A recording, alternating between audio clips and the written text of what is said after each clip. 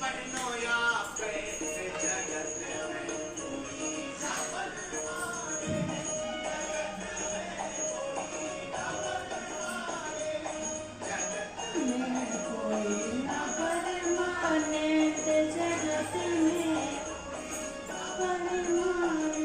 जो बाहर खड़े हुए युवान हो, तुम लोग परमानेंट हो क्या? नहीं,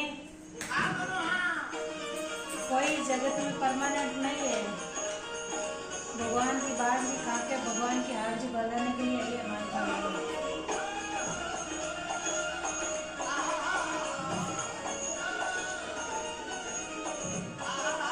भगवान की बात दिखाओगे, हाजिरी नहीं बजाओगे तो भगवान के घर पर कोई रास्ता नहीं है।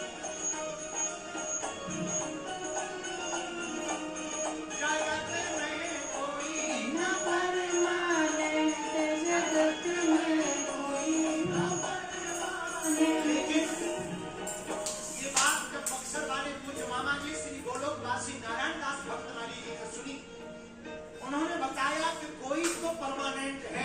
बोले कौन? उन्होंने उत्तर लिखा इसी गीत का। क्या लिखा? परब्रह्म पुरुषोत्तम पूर्ण,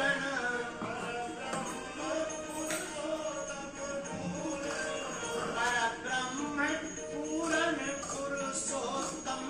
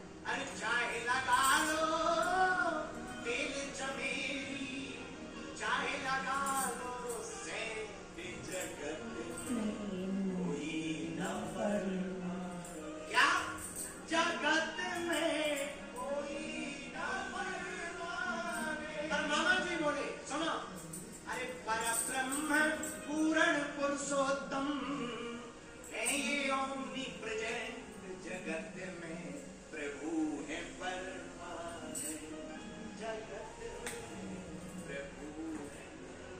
कौन है परमानेंट? जोर से बोलो। प्रभु परमानेंट है, बैठ जाओ। इसी प्रकार समझाया। गोकर्ण जी ने कहा पिताजी रूपे पाता पूतो रात्रम, रूपे पाता कृतौ रात्रम, तेन साविधिं गता। संसार में कोई किसी का नहीं, अंत तो गत्वा। गोकर्ण जी के पिताजी वन में चले गए। संसार में कोई किसी का नहीं है। जो दुधरी देवी थी, जब तक काम करो और कर्म करो, उसने पुत्र की फिर रास्ते चल पड़ो भगवान का। भगवान का बुलावा आएगा। रात्रि में अंधकूप में गिर करके अपने प्राणों को त्याग। अंधकार प्रसन्न हुआ। अब कोई रोकने वाला बचा नहीं। पिताजी चले गए, माताजी मर गई। भाई गोकर्ण दयाजी चले गए। अंधकारी ने पांचों वेश्याओं को घर पर लाकर रख लिया। बेश्याम को तो चाहिए धन, अब संपत्ति कहां से देवे? चोरी करने लगे। एक दिन राजा की चोरी की सामग्री को चुरा करके दिया। बेश्याओं ने सोचा ये बड़ा विचित्र है, राजा की चोरी करता है, कभी ना कभी तो पकड़ा जाएगा। राजा पूछेंगे संपत्ति कहां रखते हो? ये हम लोगों का नाम बता दे। इसको तो फांसी होगी, हम लोगों को भी फांसी हो जाएगी। रात को ही धुंधकारी को खूब मदिरा पिलाई, गले में बाजी का फंदा डाला और धुंधकारी को मार दिया। बुरा ना मानना। एक बात सुनो, जो भी इस संसार में माता पिता को दुख देकर के निर्णय लेकर के जीवन जिएगा वो कभी भी सुखी नहीं रह सकता है। क्योंकि पृथ्वी पर प्रत्यक्ष भगवान का नाम है माता पिता। यही पृथ्वी पर जीते जागते भगवान है। बोलो सीताराम। जोर से बोलो, और जोर से कहो। इसलिए कभी भी हो माता पिता को नहीं त्यागना चाहिए। धुंधकारी मर गया, बेश्याओं ने वहीं पर उसको गाड़ दिया, सारा धन लेकर के चली गई। गोकर्ण बहुत दिन बाद घर आए। घर सुनना था, भाई का पता लग गया था, तो गया जी मैं पिंडदान कर दिया। तो रात्रि काल में जैसे ही गोकर्ण जी लेटे, सोई, रात को कोई प्रेत गोकर्ण जी को परेशान करने लगा। गोकर्ण जी बड़े हैरान में तो अंजलि में जल लिया, मंत्र पड़ा और छोड़ दिया। वहां रहो। तो प्रेत रोता हुआ कहने लगा, गोकर्ण हम तुम्हारे बड़े भाई धुंधकारी हैं। गोकर्ण जी बोले हमने तो तुम्हारा श्राद्ध गया जी में कराया, फिर भी तुम मुक्त नहीं हुए। धुंधकारी बोला भैया हम पापी नहीं है, महापापी। हो सकता इसीलिए हमारा कल्याण ना हो। पर यहाँ पर बहुत से लोग सवाल उठाते हैं कि गया जी में पिंडदान करने से भी क्या मुक्ति नहीं मिलती? नहीं, ऐसा नहीं है। गया जी में पिंडदान करने से मुक्ति तो मिलती है, और गोकर्ण ने जो पिंडदान किए थे वो अपने गोत्र से किए थे। धुंधकारी का गोत्र दूसरा था, क्योंकि धुंधकारी धुंधली की बहन का बेटा है, तो गोत्र दूसरा है। इसलिए गया पिंडदान करने से उसका उद्धार नहीं हुआ, ऐसा संत कहते। अब क्या किया जाए? गोकर्ण ने अपने भाई को कहा कि तुम भाई परेशान मत करो, प्रेत तो तुम बन ही गए हो, अब तुम शांति रखो, हम कोई ना कोई तुम्हारे लिए उपाय सुबह सोचते खोजते। प्रातः काल हुआ, सूर्य भगवान को अर्घ्य दिया। भगवान सूर्य प्रकट, भगवान सूर्य जैसे उदित हुए, अर्घ्य देते हुए गोकर्ण जी ने कहा, भगवान हमारा भाई प्रेत योनि में है, और प्रेत योनि से मुक्ति कैसे दिलाई जा सकती है? आप उपाय बदलावे। इसलिए 2 कटिंग दी पूरी, तब उपाय सभी सप्ताहेन श्रीमद् भागवती कथा। एक उपाय, क्या आप अपने भाई के लिए अगर 7 दिन की भागवत सुनाओगे तो पक्का है तुम्हारा भाई प्रेत योनि से मुक्त हो जाएगा।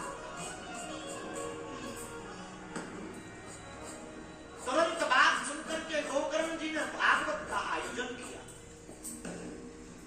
जहां भागवत की कथा कर रहे थे, सामने में ही एक 7 गांठ का बांस लगा था। उस सुराग में एक 7वीं गांठ के ऊपर एक छेद था, छिद्र। प्रेत योनि में धुंधकारी उसी 7 गांठ के पास पर बैठ गया। पहले दिन की कथा हुई, पहली गांठ फट गई। दूसरे दिन की कथा हुई, दूसरे दिन की गांठ फट गई। 7 दिन में 7 ग्रंथियां फट गई। और जैसे ही 7 दिन पूर्ण हुए तो दिव्य रूप धरो जातस तुलसीदास मंडिता पीतवासाधनस्य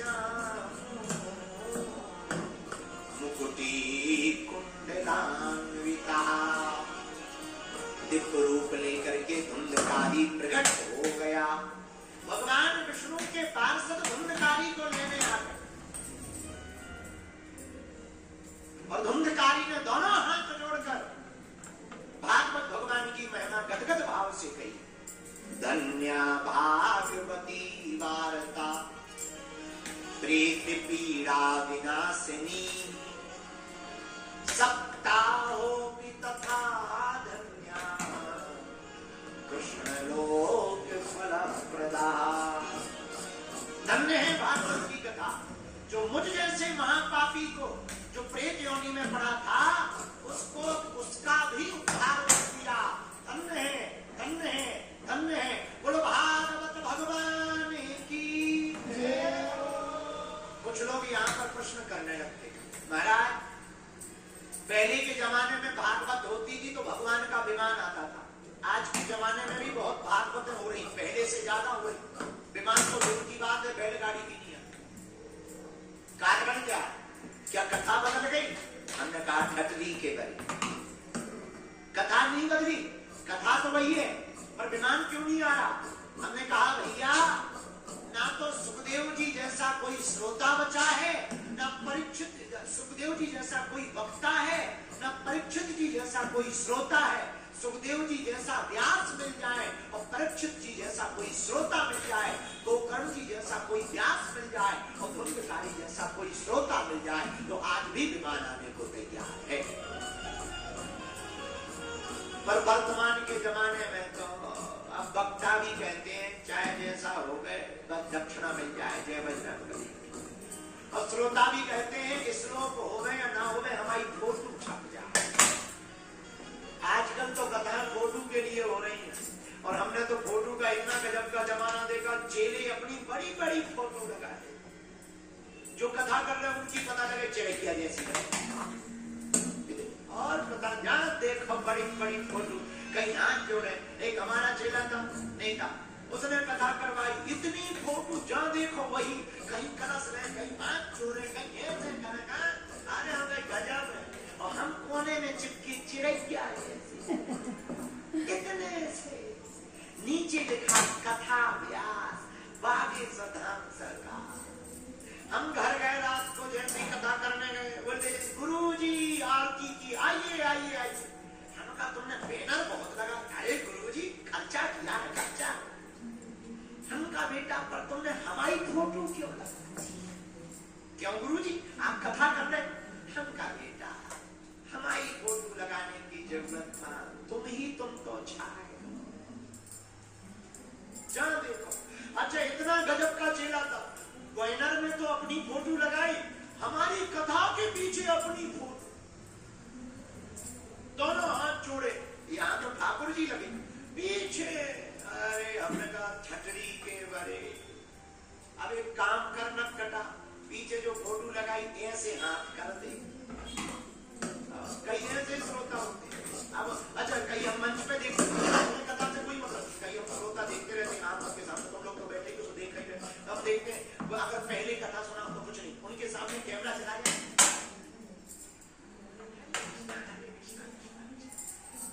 और टीवी पे दिख जाए, फिर तो वो ऐसे लगने लगता साक्षात मीरा। प्रहलाद जी प्रकट हो गए और जब कैमरा हटा